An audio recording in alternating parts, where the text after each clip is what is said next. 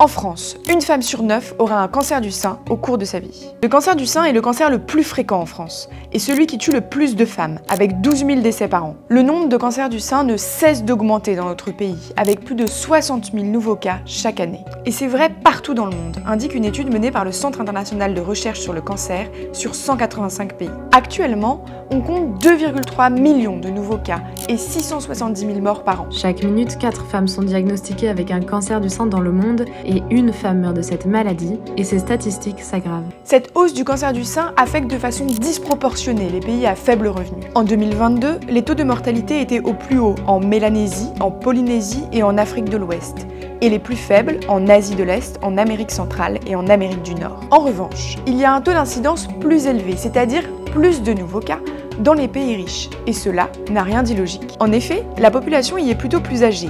Or, 71% des nouveaux cas et 79% des décès surviennent après 50 ans. Les pays riches cumulent aussi les facteurs de risque connus du cancer du sein. Moins de grossesse au cours de la vie, la première grossesse à un âge plus avancé, un moindre allaitement maternel, mais aussi le surpoids, l'inactivité physique, la consommation d'alcool et la contraception hormonale. Pour réduire le fardeau de cette maladie, l'OMS a lancé en 2021 une initiative mondiale contre le cancer du sein. L'objectif ? Réduire la mortalité de 2,5% par an et éviter ainsi 2,5 millions de décès entre 2020 et 2040 dans le monde. La stratégie repose sur 3 piliers.